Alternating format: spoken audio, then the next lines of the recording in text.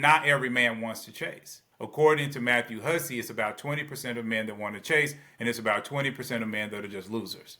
So there's about 60% of men that actually are just trying to find that wife, will be that good husband. But that group, they're not chasers. So a woman has to make eye contact. She has to smile at the man. If the man says something to her, she can't just keep walking. You know, if he says, "Hey, how you doing? Good morning," she can't be like, "Oh," and just keep it going. Because there's one guy that will continue to chase her down the street. And then there's another guy that's going to be like, "Oh, well, I guess you weren't interested." So many people who are willingly trying to put the community under the bus and give us poison, yet their lives are more stable. Their lives are nothing like what they're putting out there in their music or in their TV shows or whatever. They're married, they have children, they have stability. Pygmies and simps, that's the energy of getting married, as long as it's not extreme. You become married by becoming selfless. That's the number one thing. On the other flip, you have people literally out here with 500,000 followers, and all they're preaching every single day is division. All they're preaching every single day is either how crappy marriage is or how crappy relationship is. A man might go out here and he dates an Instagram model, and this guy knows he's just a geek. He's always been a geek his whole life, but he found a way to do some kind of program. Now he's a millionaire, runs into this absolutely gorgeous Instagram model, and she decides to date him. And so he knows she's out of his social league. She sucked $1 million out of him through trips, through clothes, through this and that. You know, he was always begging her for affection that she never really wanted to give. He didn't see all of the red flags. And so now she decides after a year, you know, "I'm leaving you." Now he's angry. He creates a platform, and now he's telling everybody, "Don't you trust these women? Don't you trust? All of them are bad. All of them are evil." The closer somebody is riding with the basic spirit of the Bible, the better their life is. The more they try to go against it, picking and choosing from it based off how they feel, the more difficulty. If you want to be married, you have to walk in spouse energy. There's distrust between black men and black women. So I don't think people have to date well. I think dating is overrated. I think instead we should just be focused on getting people married. So I've always believed that most women, they've had 5, 6, 7, maybe even 10 husbands come to them by the time they're 35. American black women are facing a crisis. Stereotyped, generalized, fetishized, single, impoverished, obese, and heavily studied. How can black women at large break away from society's negative perceptions and even our own damaging behaviors to move into God's perfect design? This ministry seeks to empower black women to achieve God's goals for their lives by becoming elegant, healthy, loving, honorable women of standard. And lastly, an elite marriageable class of women no man looking for a wife can turn down. Thank you for joining me on this journey. Now let's get started.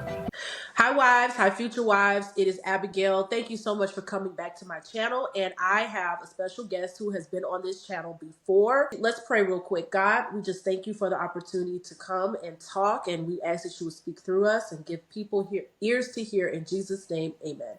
And Amen. so Jay, his channel, he talks about relationships. He's concerned and wants Black people to get married. And so that's why he is here again. Today, we're going to talk about the topic, why is it so hard for people to get married today? And I want to hear, why is it hard for men and women, specifically in the Black community, to get married today? Hi, Jay.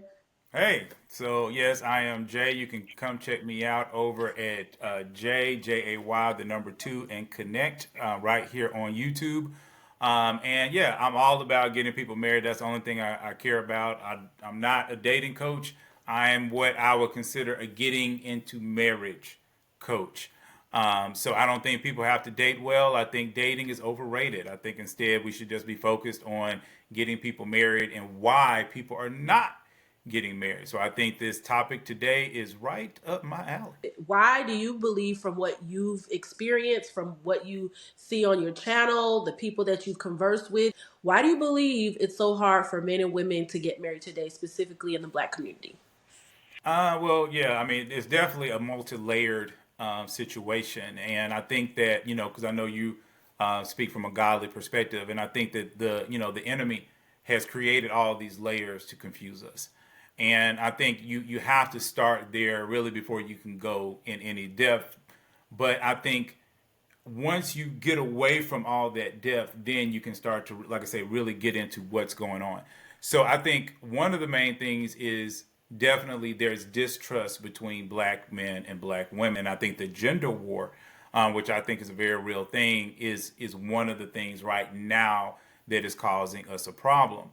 I also believe that we have a matriarchy system where a lot of women believe that they are really the heads because they've never really seen a situation where the man has been the head and he's been good. Because it's not just about a woman being married; she also has to be married to a good man. And so I think that a lot of women have never seen that; they don't understand it. And then within our media, we also have situations, whether it's movies, whether it's music, whether it's really just any kind of art. We're constantly inundated with images that showcase poor choices when it comes to men and women. So I think we have all these things layered on top, of a problem that, at the core, the issue really is, to me, the biggest thing for those women and men that have gotten away from those top layers of problems is that they have to be, which I always tell people on my channel, if you want to be married, you have to walk in spouse energy. And I think that has been one of the things that has kind of been manipulated a lot throughout social media. Because if you're a woman, and I think this is where a lot of women find pain, they'll say, I walk like a wife. I know I'm a wife. I walk like a wife. And in every relationship, I show up as a wife. Well, that's just 50% of the problem. Like I said, once you get away from all those layers, that's just 50% of the problem is to show up as a wife. The other side is you have to find a man who shows up as a husband. And in reverse, for the men talking to the women, those men can be walking as husbands, but they still have to find women that walk as wives. And one of the things that I'm always encouraging people to do to actually understand is a wife or a husband takes ownership. And I think that's a key element. Like for you, Abigail, if you come home and you see your husband sprawled out in the middle of the floor, you're immediately going to be, oh my gosh, what's going on? Calling 911, all this other kind of stuff. Why? Because his body is your body. He has the hands that rub your back. He has the hands that build for you. So he is an extension of you. And when you get with people that are actually spouses, that's what they do. And that's what they understand. That my spouse is me. And she's flesh of my flesh, bone of my bone. So it's just you in another body. And what you find with a lot of people when it comes to spouse energy, they don't understand it. They don't know how to walk in it. And honestly, many times they end up in relationships where they might be placeholders because they don't really know what to look for. And again, that is underneath all of these layers.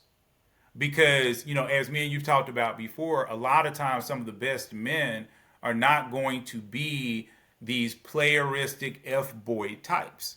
In fact, like I say, the Bible actually encourages people in Proverbs 5 and Proverbs 7. Like I say, if you switch it for women, it'll just basically say, stay away from the smooth talking man. Stay away from the guy who runs the streets at night. And that would be what we might call today the Pookie and Ray Ray. But when, you have women that is what they like, that is, the energy that they find sexually attractive, then it causes them problems when they're actually trying, when it's really the guy that is a lot more level-headed, the guy that doesn't necessarily always have the right things to say, that's the guy that marries you. So I think, like I said, that we have all of these different layers that are fighting against each other.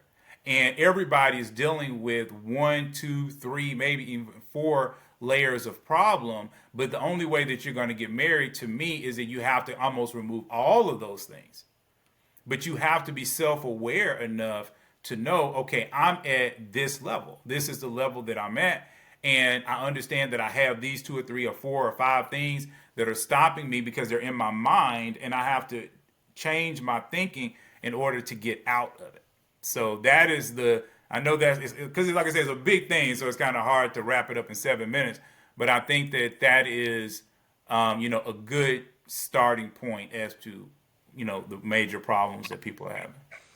My next question would be, how do you think we got to that place? How do you think it, just in your opinion, maybe what you've researched, what you know, what you've experienced from different people around you, how do you think we even got to that point where we have all of these different influences, as you said, and we have all of these things going on that, some of us, as you kind of just said right now, can't discern husband material. We need to have spouse, energy, or take ownership, all of those things. Like, how did we get to a point where that's not even something on our radar as far as the right guy to look for or the right woman to look for, and all of the things that you mentioned, being influenced by the media, being influenced by the matriarchy, being influenced by, the Pookie and the Rayways. In your view, how did we get to that point as a community? The easiest way to say it is that, we're not doing what God said. That's the easiest way to say it. In fact, what I find very interesting is that the closer somebody is riding with what I would call, just the basic energy and spirit of the Bible, the better their life is. But the more they try to go against it, picking and choosing from it based off how they feel, the more difficulty, they actually have. So I think that, as far as the Black community is concerned, like I say, so many different layers. You have the layers of, racism. You have the layers of slavery. You have the layers that people have, just like I say, a lot of women and men have never known their father. And then this goes 2 and 3 generations. So there's all these different layers to say, okay, these are all of the problems that could be stacking. And then when people create media, they create media that they know. I can't speak to things that I don't know. And so if you have someone that's quote unquote, brought themselves up by their bootstraps and now they're in a $1 million studio, they're going to talk about the things that they know. So if they were basically, in gangs, they're going to talk about gangs. If they were in situations where their, mama was a single mom and that mom was a single mom, they're going to write about that. And so I think when we see things like that, it starts to infect even the women that might have been raised in 2-parent households. Because now, even though they're raised one way, everything they're seeing is something totally different. So now, like I said, you got all these layers, magnifying because people are out here trying to make money. And I think the ultimate major problem that we have in the Black community, it really revolves around money. It's even like right now, and I'm always talking about this one particular verse. It's in Proverbs, but it basically says, "Do not go to angry people, or you will learn to be like them." And that is, part of the problem. People get hurt. Like, for instance, it might be, I'll just do it from a man's perspective. A man might go out here and he dates an Instagram model. And this guy knows he's just a geek. He's always been a geek his whole life, but he found a way to do some kind of program, sell it. And now he's a millionaire. He might be worth $2 million. And then he runs into this absolutely gorgeous Instagram model. And she decides to date him. And so he knows she's out of his social league. Maybe not his financial league, but out of his social league. They're not in the same category. But he dates her anyway. He thinks she must like me. I'm different. All this other kind of stuff, right? And so what ends up happening is after 2 years, she sucked $1 million out of him. Through trips, through clothes, through this and that. He was always begging her for affection that she never really wanted to give. He didn't see all of the red flags. And so now She decides after a year, I'm leaving you, I'm gone, I'm going to go date Pookie down the street, who is really what my sexual fantasy is. Now he's angry. Remember, do not go to an angry man. So now he's angry. And because he doesn't want other people hurt, he creates a platform or does a platform or jumps out here on YouTube or jumps out here on TikTok or whatever it is. And now he's telling everybody, don't you trust these women? Don't you trust? All of them are bad. All of them are evil. Well, you didn't follow what you were supposed to follow. And so now you're telling everybody out here about your anger. And when you look at a lot of the people out here, they're either selling two things. They're selling anger or they're selling their own desire to make money. So like when you look at people like Shira 7, Shira 7 has found something that she knows that women want, which is a rich man that will take care of a woman without the woman have to pretty much do much of anything. And that is a desire within a lot of women. So now she's sprinkling, okay, on top of those women, and she is getting them to line up with her. But even recently, I'm sure you saw that, where a lady that followed Shira 7 married a guy that she thought was going to take care of her and all this other kind of stuff, and he ended up basically molesting her children. Because, see, there's no easy way around this stuff. But, see, everybody wants the easy way. Everybody doesn't want to listen to other people. Instead, they want what they want. And it's not saying you can't have a good life, but you have to work for it. And people keep basically making, from a spiritual perspective, they keep making deals with the devil. And then they think that the devil's not going to stab them in the back once the contract is signed. And so, hey, that's just what I believe. Wow, once the contract is signed. And I also loved how you said people market or make content about what they know. And I think that's just a good way to sum up some of the influences in the Black community is if we only know a certain life or a certain way, that's all we're going to talk about. That's all we're going to monetize or market. That's all the content that we're going to consume. That's all we're going to watch, and that's all we're going to make. And I think that's also why there's less positive influences as far as marriage and family and all of that stuff being made in the Black community, and more negative stuff like baby mama stuff, sexy red stuff being pushed in the mainstream and all that kind of craziness. So one thing you also said was money. Why do you think money is such a big driving force for a lot of Black Americans? And to the point that, the Bible says the love of money is the root of all evil.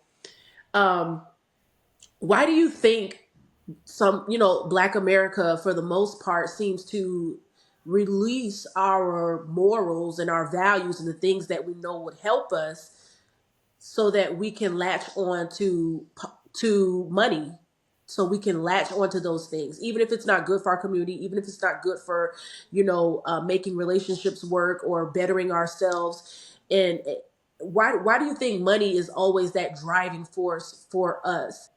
Well, I think money is a big, issue for most people, period. No matter what the situation is, I think money, the reason why evil a lot of times goes with money, I don't think evil has to, but I think that people at the core of most people, they really want to lean into, honestly, the things that are just not good for them. That's about the best way to say it. It's kind of like when we use the term prudent. If we say, "Oh, you're prudent," we don't like that term. That basically means you're boring. But boring is safe. Let's be real. And prudent people live good lives. Okay.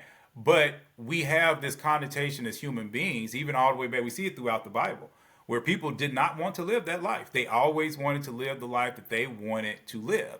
And so I believe that what happens is, people come out, they're trying to make a product, they're trying to, secure a certain life for themselves. And so they lean one way or the other based upon their clientele. So it's just kind of like with me and you. Okay, you're married.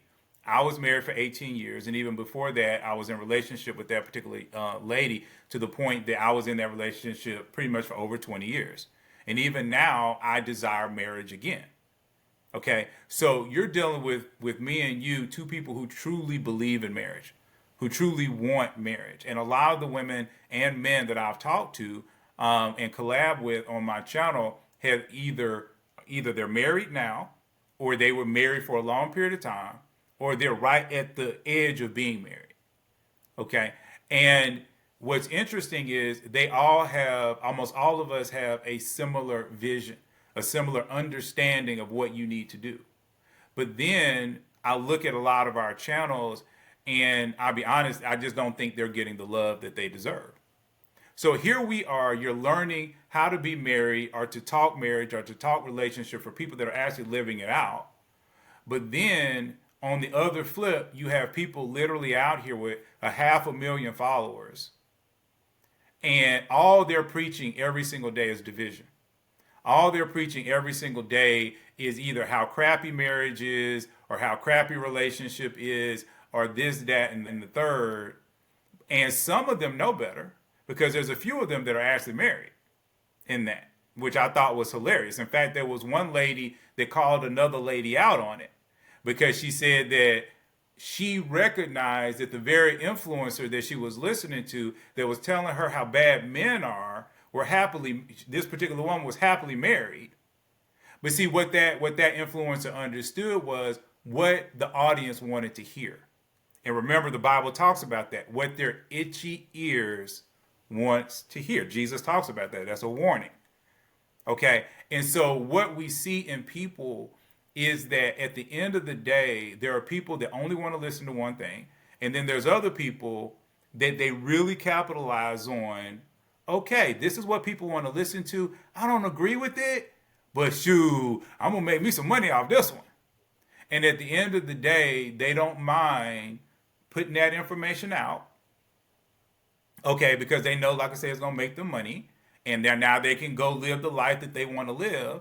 And they're okay with that. And I'm just going to say, you need to be okay with it, because you better enjoy it on this side of heaven.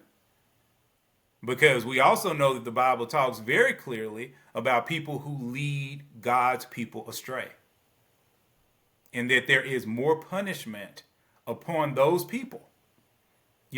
And so it's really important, for me, because I look at a lot of folks that are out there spewing garbage, and they're doing a lot of damage, and God is not pleased. But again, there's this huge difference between people that want to go down the path where every single person's on, that really only leads to destruction. And then, like Jesus says, there's a narrow path that leads to really what people should want out of life. But again, how do you get on that narrow path? Well, to get on that narrow path, you have to give up all these crappy things that you really don't need and focus in. The same thing with marriage. You become married by becoming selfless. That's the number one thing. You have to become selfless, or you got to find somebody that is selfless and stupid enough to marry you that's selfish. I mean, that's one of the two things you got to do. But people that get married, they pretty much have to peel back all the layers of the garbage of life. And that hurts them, because now women are having to see themselves differently. Now men are having to see themselves differently. And what's even a shame in our society, a lot of the people, and I'm not saying when this energy is in its extreme, but when you look at pick-me's and simps, as people love to say on the internet, that's the energy of getting married, as long as it's not extreme. Now, if it's extreme, yeah, okay, the person's crazy. But as long as it's balanced, that's actually the energy, because that's the energy of like I say, of a giver. A pick-me as a woman is a giver. She wants to give. She wants to be there for her man. She wants to do for her man. And they call that woman a pick-me. A simp is a guy that basically, again, the woman is saying, hey, I would love roses. Okay, I'll buy you roses. Oh, I would love to go on. That's a giver. Now, I would say, again, you don't want to be at those extremes, but if you can be a simp from 0 to 10, I would say 7. Same thing with the pick-me. That 7 point is that point of marriage. That 10 point is when, yeah, you a little crazy, and even I'm gonna look at you funny. I love how you said that you're reclaiming the names pick me and simps, but yeah, you're absolutely right, and I always say, pay attention to the person that a lot of people are calling crazy and radical, or a conspiracy theorist, or just too much. The people that is bullying that woman who's really just trying to tell you the struggles of men, or maybe she's trying to tell you as a woman how to be a wife and how to get married, or these are the things that men look for, all of that stuff, and she's getting clobbered in her comments. Oh, Mm-hmm. pick me, pick me, pick me.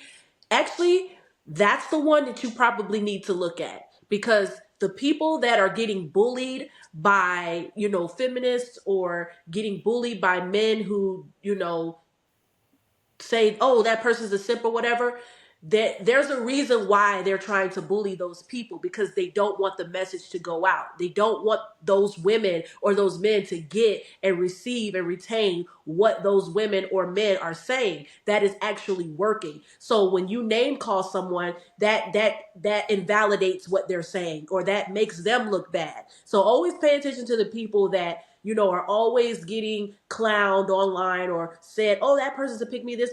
Okay, let me see what they're really saying before I just allow people online and their trauma to deter me from actually listening. And so I think that's good. Another thing you said was about all of these people being married but selling all kinds of foolishness, because they see that in our community specifically, that sex sells or toxic sells. Okay, so Tank, he's an R&B singer, and he was basically saying that the reason why R&B doesn't sound like it used to is because love is not platformed anymore. People want to hear toxic stuff. They want to hear about heartbreak. You have people like SZA and other R&B artists who are talking about killing my ex. That's one of her songs, or one of the lyrics in her songs, and different things like that. That is what is selling. Even the pop girlies, the girls that are the Taylor Swifts or the Sabrina Carpenters, and all the girls that are pop stars and not necessarily R&B stars, a lot of the stuff that they're talking about is not love. They're not talking about how in love they are and how they found a great guy,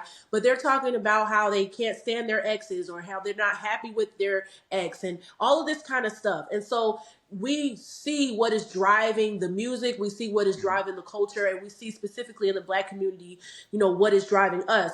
You were saying, people who were married, but they're putting all this toxic stuff out. They know that that's what sells. And specifically in our community, they know that they can't sell being married. That's not going to get them the money that you were saying. That's not going to do that. Like you were talking about how my channel, your channel, other channels who are actually promoting marriage or positivity, it is maybe we're not doing the views or getting the numbers like others who are promoting negativity are. And that's always how it's been, and it's probably how it's always going to be. But it's really sad, because we need positivity. We don't need sexy reds. We need positivity. It's also interesting because there's so many celebrities. There's a celebrity that who sings the song, "This Is How We Do It." This is how we do Oh it. yeah, Montel Jordan. Montel. You know he lives here Mon- in Atlanta. okay, see, Montel Jordan. He was actually married the whole time when he was a Hmm. singer, and he is still married to his wife today. Yeah, he That talks about it. He yeah, talks about it. Yeah. I've seen him on various Christian channels, because I believe he's a pastor or a Christian nowadays. And he was married the whole time, but the whole time he was making it seem like he was a bachelor, with the kind of way he would present himself in the music videos, or the way he would sing and all that stuff. You also have Tyrese, who was on The Breakfast Club or some type of show, and saying how a lot of these performers, they have wives, they have husbands, but they're presenting one thing, and yet they go home to their wives and husbands. Jess Hilarious, who is a pop culture commentator, and she's also on The Breakfast Club now. She went viral maybe a year or two ago, because she was talking about how Beyonce and some of these Black women love to talk about single ladies, but they're going home to their husbands. And so Hmm. it's really sad, because I always talk about Tia Mowry and how I'm really sad about what has happened in her situation. She was married, left her husband. Now she's searching on a reality TV show to rebrand her life, and also trying to find love again. And if you look at the women that's around her, it's not married women who are her friends. It's a lot of younger women. It's a lot of single women. And that is going to influence what you do in your life. And I believe that's one of the reasons why she is no longer married, because of the people that surround her. It also could be that She knows that being a married woman with children may not sell to black women like being a single woman on the prowl, because a lot of black women are not married. And so I just think it's so many people who are willingly trying to put the community under the bus and give us poison, yet their lives are more stable. Their lives are nothing like what they're putting out there in their music or in their TV shows or whatever. They're married, they have children, they have stability, they're sending their kids to the best schools, all of that stuff. But yet they're putting out toxicity and talking about single ladies and all this other stuff. So I agree with you. And I think that's one of the reasons why black people specifically can't get married, because we have a lot of influence. We allow entertainment, pop culture to influence us more than I believe any other community. So I would say you're right on that. Another thing, just talking about, why do you think for women, because I know that you have a lot of men and women that, watch your channel, but why do you think, what are some of the reasons black women specifically, are saying that it's hard for them to get married? What would you say are maybe a few things that you've heard maybe in your comments or have heard in your experience real life, why black women are saying it's so hard to find a husband these days? Well, I think the number one reason that many of them would say, that I've seen is, honestly, they're always like, okay, where are the men? They'll say that. And then they might also say that, the men don't want them, so those are like some of the things that I would say that they're saying based off, what I've seen in the past, and my response to that is, again, you always have to be preparing. Like the Bible talks about, the bridesmaids, waiting for the bridegroom. And it talks about the 5 that were foolish and didn't have enough oil for their lamps. And then you would have the 5 that were prepared. And see, that's one of the things that I've noticed, is that a lot of people are out here teaching women to, like I say, date well, or to heal themselves, but they're not really teaching them what it takes, like I say, to be married. You have to prepare for the marriage guy, right? And I think that's part of it. And then, like we were saying before, the woman has to recognize the good guy when she sees him. And she also has to recognize that a lot of people and what they're saying is actually a lie. Like one of the things that I loved about Matthew Hussey, and I just go ahead and give him credit for it because, he just has a bigger platform. So people tend to lean on his platform when I say this. But I'm always telling, most of the women that follow me, that most men are not chasers. Steve Harvey wants to say that most men love to chase, but that's Steve Harvey's personality. That's who he is as a man. But not every man wants to chase. And the reason why this causes problems is because, according to Matthew Hussey, it's about 20% of men that want to chase, and it's about 20% of men that are just losers. So there's about 60% of men that actually are just trying to find that wife or be that good husband, blah, blah, blah. But that group, they're not chasers. So a woman has to make eye contact. She has to smile at the man. If the man says something to her, she can't just keep walking. If he says, hey, how you doing? Good morning. She can't be like, oh, and just keep it going. Because there's one guy that will continue to chase her down the street. And then there's another guy that's going to be like, oh, well, I guess you weren't interested. And so I've always believed that most women, they've had 5, 6, 7, maybe even 10 husbands come to them by the time they're 35. But they come up with specific reasons why they're not going to talk to them. Either, like I said, they were moving too fast that day. They didn't recognize that they had a part to play. They didn't, like I say, know that was the good guy in front of them. It could be lots of various reasons. But nobody's going to get before God and then stand before God and make God a liar, or act like God didn't have their best interest at heart. If you've been praying for something, okay, and it is in God's plan, and I've learned this is the big thing about answered prayer. Answered prayer, to me, what I've seen is it's all in. If it's in God's plan, He's going to answer it. If it's outside of His plan, the devil is going to answer it. So the bottom line is, if a woman wants to get married, she's done everything she was supposed to do. And when I say everything, that means moving towards 10.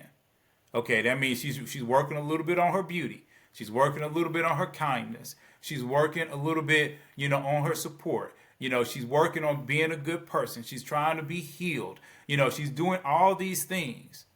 When she's working that, I truly believe when she prays to God, say, God, send me a husband. Okay, then God's going to send her men, lots and lots of men. But again, she has to accept them. And when you're dealing with a woman, let's say, for instance, this particular woman in this scenario is 5'7". She's like, okay, God, you sent me like 5 guys. And I'll admit, God, these 5 guys was really nice. They had money. They were even attractive. But can I get like 3 or 4 more inches of height? I mean, because they like 5'8" and I'm 5'7", God. And I really want the guy at least 5'11", God. And so it's like all of these types of things. But remember how God sees the heart. We see it with David. David's own father rejected him. But God didn't reject him. Even the prophet at that time rejected David. He was like, what are you talking about? These are strapping lads. Yeah, this must be. And God was like, I don't see that. I see the heart. And so I think that again is one of those issues where there's a part of preparation, and then there is a part of actually recognizing that the man in front of you might be your man. And you have to kind of get a mixture of that, and then like I say, it's this tightness that I see more in black women, American black women, than I see in every other group. When you deal with, like I've said it before, and it's partially sad to me, and I understand that this could be a whole conversation in itself, but I'm just being real. If I go over to Africa, most of those countries in Africa, and I'm in my 40s, and I walk up to a woman that's 28, and I'm like, hey, I want to talk to you, she's going to talk to me. But she's going to make sure I got money. She's going to make sure I can take care of her. When I say money here, I'm talking about take care of her. But if I can take care of her, she don't care about my age. She doesn't care that I'm at least 12 years older than she is. She don't care. But American women, they'll lock it down. They'll say, well, I'm 32 and I don't really want a man over 37. So now you're limiting yourself with the men that are available. Okay, so in your city right now, for everything that you might have going on, you might have a guy that's younger than you. You might have a guy that might be 2 years outside of your range. But again, you've limited yourself. Instead of just saying, look, I'm just going to take what God gives me. I'm going to make this blessing work. If I'm attracted to the person, now I'm not saying end up with losers and old men that are like, come on, baby, let's get married. Come on. No, I'm not saying that. But there is a difference, again, between a woman that is 30 years old and saying, okay, I want a man that's 35 versus a woman saying, okay, I am going to reject a man that's 37. And what I'm saying is, if he's 37, if I was a woman, I wouldn't reject him, even in my own family. If the women in my family say, hey, I'm marrying a guy that's 7 years older than me, even 10 years older than me, I'd be like, okay, no problem. But if they were like, he's 20 years older than me, I'd be like, okay, we got to sit down and have an intervention. Because that might be a little bit too much. But sometimes for some people it works out. So, but I guess that's something else. It's like I would love for black women, because black women seem to have the tightest. It's very narrow what they're looking for. And again, when they lean into that, to me, that's leaning into that masculine side that goes along with the with the matriarchy, because it's all about control. And at the end of the day, I'm always telling people that an older guy is not going to be more controlling than a younger guy. It's more about the temperament. If an older guy cannot respect you for who you are and what you bring to the table, so to speak, then trust me, his younger equivalent would have done exactly the same. So you always have to look at each person individually. But again, this is not me encouraging women necessarily to date older. I'm just saying it could be in anything. It could be if the guy is slightly shorter. If he is, too tall, because you have some women that don't want to date tall men. They might be 5'2" and they don't want to have, Pez head, with their man. So it's a lot of women that have different things. But my thing is like, look at the heart that is in the person at that time. And what does that person kind of bring in the energy to you right now? Like I'll even say for myself, to give you just a quick example of what I mean, I have an art background. In fact, we were just talking about that earlier, is that my background is art. And one of the things that I've noticed is that a lot of women that are in art have tattoos. A lot of them do. And because they might paint or whatever. And even when we think in our mind about the average painter or, photographer or something like that, you're talking about the street type of person, you can almost see them with tattoos. Well, I'm not a big fan of tattoos. I'm not even going to lie about it. I'm not a huge fan of it. But I've learned that if I really want that energy, that creative energy that's in a lot of women, I might end up with a woman that's got some tattoos. And so, again, that is understanding what I need as a person and then breaking myself away from a rule that I have made that could be hurting me. So I think a lot of black women, they've got to break away from that.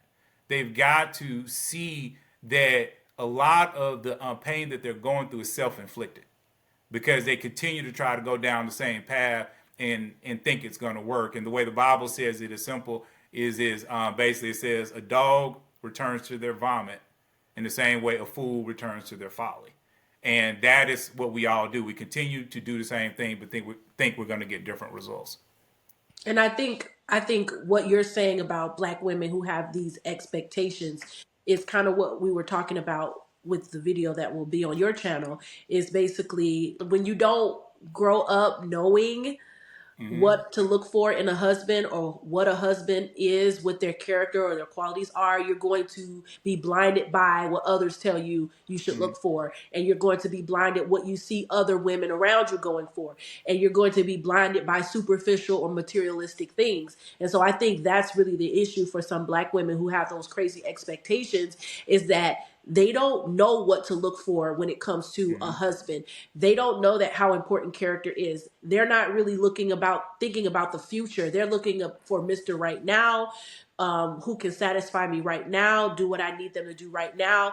And they just think these superficial things about how tall or how short or what color someone is wearing or not wearing, or if they dress well or not.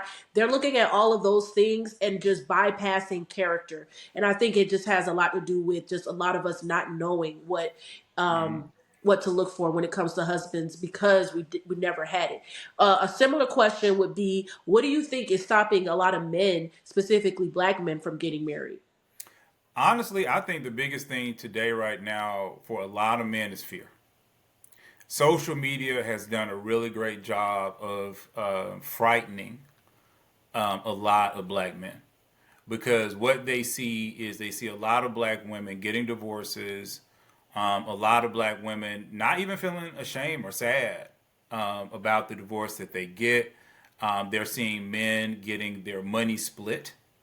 They're seeing men not getting access to their children, and so I think a lot of black men are actually afraid of divorce. And I think, again, this goes back to, this society that we live in that encourages certain things. For instance, I was watching this really great video with Ayanla right before I got on with you, and she was basically trying to tell this black woman that she, as a mother, was destroying her son. And the woman was having a hard time really understanding it. And I've talked about it before. I'm like, if I was to get married now, I would more than likely want to have a prenup. Not to say that, and I know a lot of Christians are against that, but, when you do a second marriage, you do look at it differently than your first marriage. But I would want to have in the paperwork that if we have boys, that when those boys turn 7 years old, that they would basically come to live with me. And they could see their mom at Christmas time and in the summer, but they're going to be with me. Why? Because a woman cannot understand or know truly how to train up a boy once he gets to that age as he starts to turn into a man, which starts around 7 or 8 years old. Now, when you're dealing with from 0 all the way up to 7, boys and girls are almost the same. So at that point, it's really not difficult for the mom to basically raise the boy. But if there is a point where the man has to take over. And see, these are the types of things that I think in the black community we don't talk about enough, we don't discuss enough. And there's a lot of black men that are in a lot of pain because they cannot raise their children. They're watching their boys turn into just not what they want. Because I could use a million really ugly terms, but at the end of the day, they're not turning into the men that they wanted their sons to be. And it really comes back to where the mom just don't want to let them go. Because society tells her that she got to be there for her kids, that she got to suffer for her kids, that she's supposed to raise these boys and this, that, and the third. But if you talk to most men, even men that were raised by their mom, you talk to that man at 40, and if he had the opportunity to be with a good dad, most of them will even agree, I should have been with my dad. And see, those are the types of things that I think a lot of black men are just like, why get married? What's in it for me? If anything goes wrong, I'm just going to end up in trouble. But the thing I'm always trying to tell those men is that there's lots of different types of women. And we have to recognize, especially in the black community, like we've talked about already, is that the black community promotes a certain type of woman the same way it promotes a certain type of man. Like we say that there's all these independent, strong black women out here, and that's what the black community promotes. But there are black women that are stay-at-home moms. There are black women that are like little mice, and they really want to be behind their man, and they don't want to fight the world. They just want to be, chill. There are black women, like I was saying earlier, that are artists, that are 100% painters or whatever it is. And there are black women out there that are geeks and nerds and will geek out with the newest Marvel film or the newest Star Wars film. But what we continue to push is this more Tyler Perry type of narrative that all the black women got to be strong and they got to fight off and they got to build their businesses and stuff like that. And the problem with that is, and you can even see it here on YouTube, and I've actually done a couple videos on my channel, where you have all these nerdy women, all these other women that feel like nobody's looking at me. Nobody's recognizing me. And then when they do recognize me, they say I'm whitewashed. They say I'm an Oreo. They say that I'm not a real black person. And those are the women that I'm always telling the black men to pay attention to. Because those women most of the time will give you the life that you want. These are not women that's going to stab you in the back. These are women that just want to be loved. And I think there's a problem even when it comes to black men where they don't always know what a good black woman looks like. And they're chasing, like I say, the Instagram model instead of recognizing that the quote unquote awkward black girl is the one that they want. That's good. Oh, that's really good.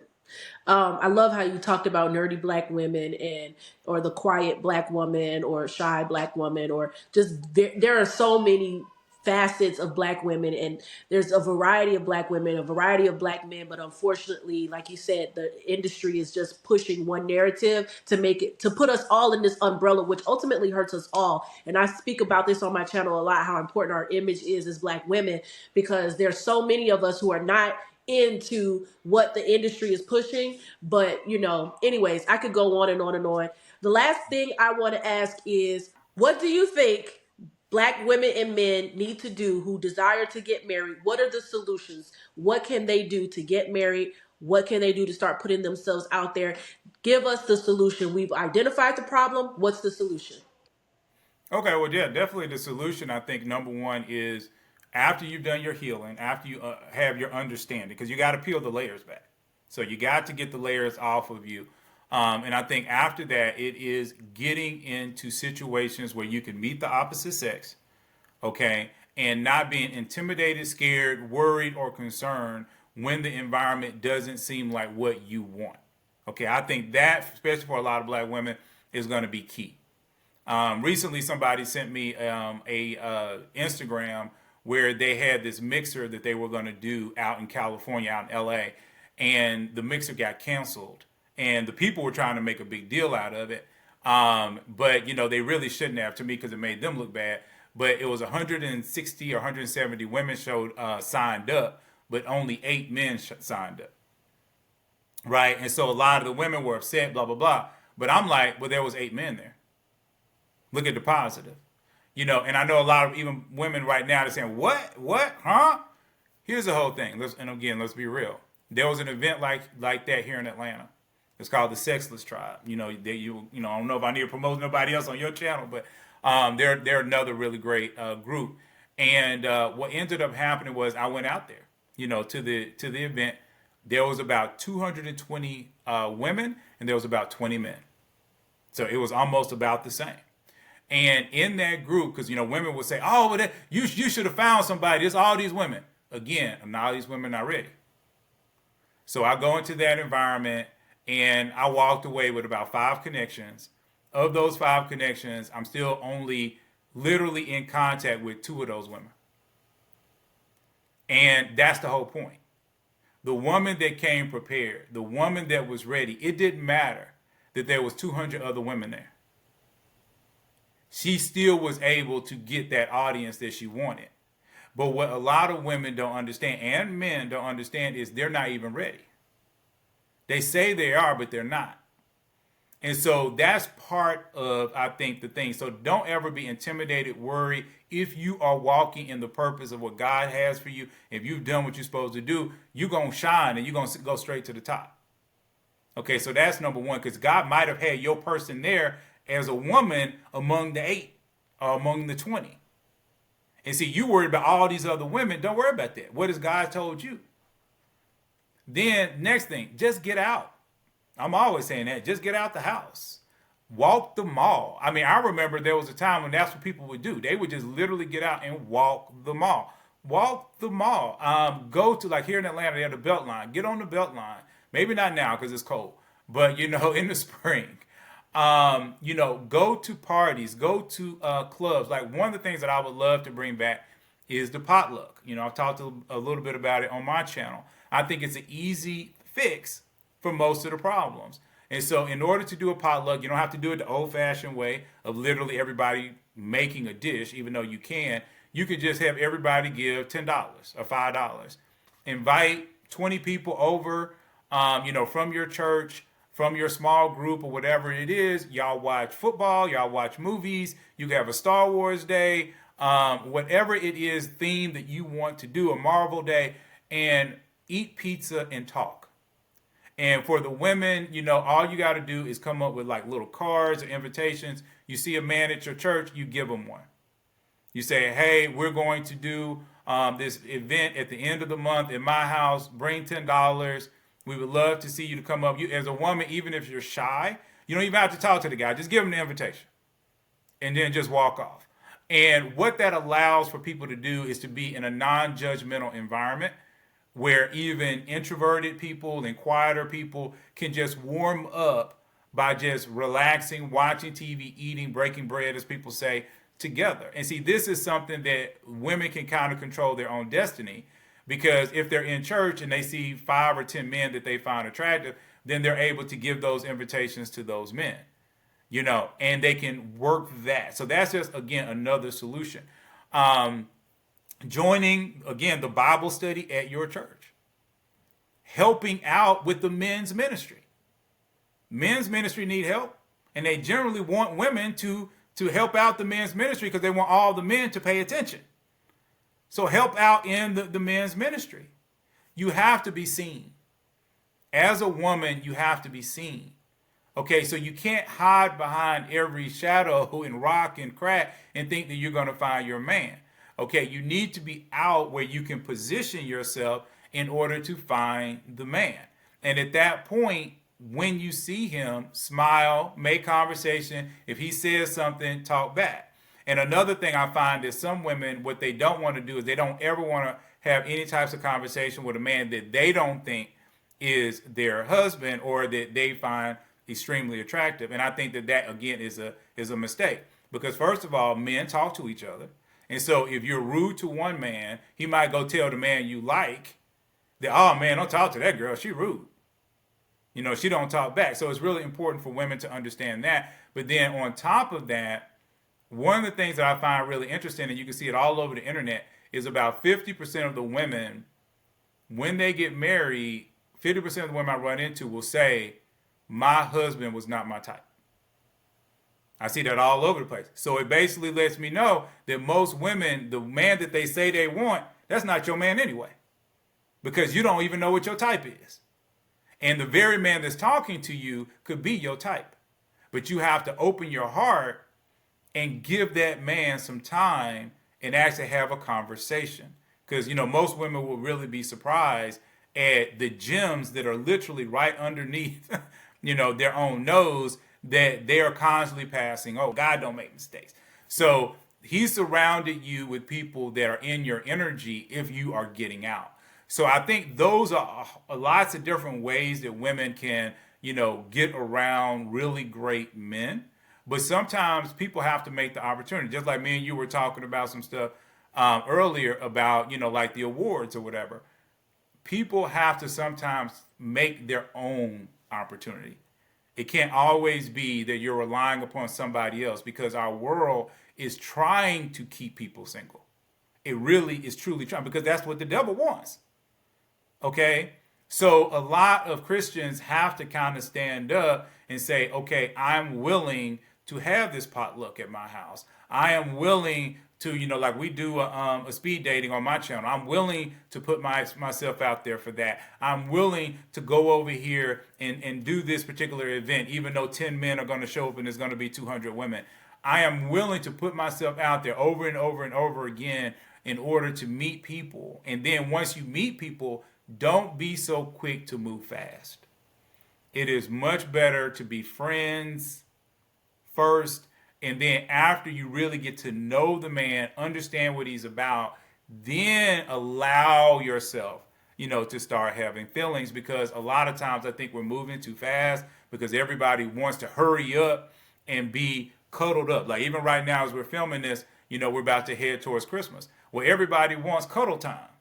Everybody wants to be cuffed up. Well, cuffing can create babies, which causes a whole lot of stress, which can fully take your man away from you forever. So it's really important not to, quote unquote, make mistakes with people just because of a feeling that you want right now in this moment. And then after that, like I said, you have to go back to that whole adage of, if you're a woman, because I know you have a lot of women on your channel, look for the man to do for you, not to play into your emotions. And I think this is where a lot of women get confused. Don't play into your emotions. He needs to do for you. So like the men on my channel, I tell them like this: if a woman's taillight is out, if you're a real man, fix her taillight. If she has a hole in her tire and her tire is new, like it's like within 2 years of being bought, go get it patched for her. It costs you $25.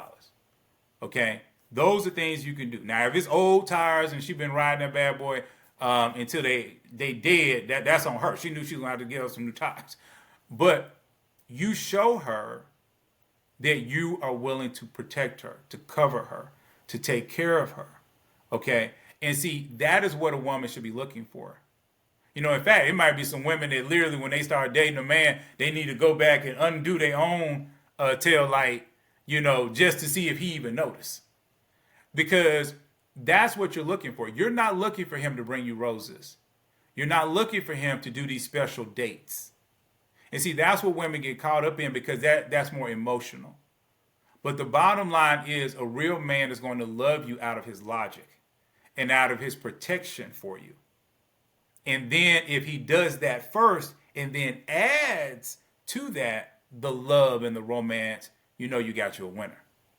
But a man that leads with romance, generally speaking, that's a man that more than likely might manipulate you. But a man that leads with logic and he's more trying to protect you, it's not as fun. I'll admit it's not as fun, but those are generally the men that are going to marry.